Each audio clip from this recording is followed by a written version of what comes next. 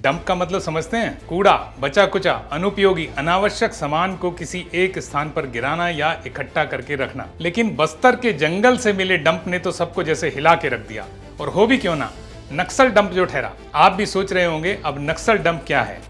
नक्सलियों द्वारा घने जंगलों में जमीन के नीचे डंप बनाए जाते हैं। यह वह गुप्त ठिकाने होते हैं जिनमें वे अपने हथियार, गोला बारूद, नकदी, भोजन अथवा अन्य आवश्यक वस्तुएं रखते हैं।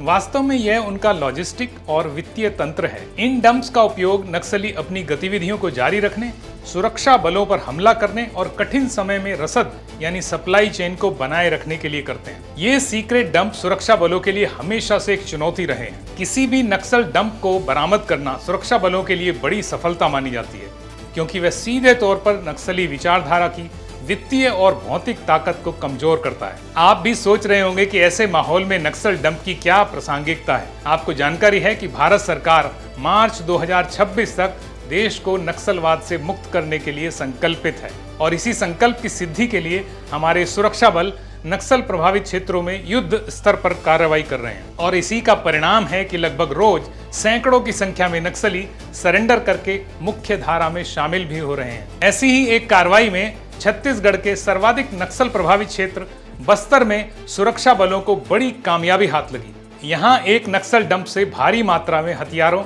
जिसमें AK-47, rocket launcher, rocket, grenade, INSAS rifle, LMG, carbine आदि की रिकवरी की गई। लेकिन सबसे ज्यादा चौंकाने वाली बात यह है कि इस डंप से 3.29 करोड़ कैश और 1 किलो सोना, जिसकी कीमत 1.5 करोड़ से भी ज्यादा है, बरामद हुए हैं। यहाँ महत्वपूर्ण प्रश्न यह है कि तथाकथित अधिकारों से वंचित, जमीन और जंगल के लिए अपनी निर्वाचित सरकार से बंदूक के बल पर लड़ रहे अभावग्रस्त क्रांतिकारियों पर इतना पैसा और सोने के बिस्किट आते कहां से हैं? पैसा तो पेड़ पर लगता नहीं, निश्चित ही इनका कोई बड़ा नेटवर्क है जो इनके पास इतना पैसा और सोना पहुंचाता है। हमने पहले भी कहा है कि देश में नक्सलवाद वेंटिलेटर पर अपनी अंतिम सांसें गिन रहा है। अभी और बहुत चौंकाने वाले खुलासे और सच्चाई सामने आनी बाकी है। और क्यों ना हो, मार्च के अभी कुछ दिन और बाकी हैं।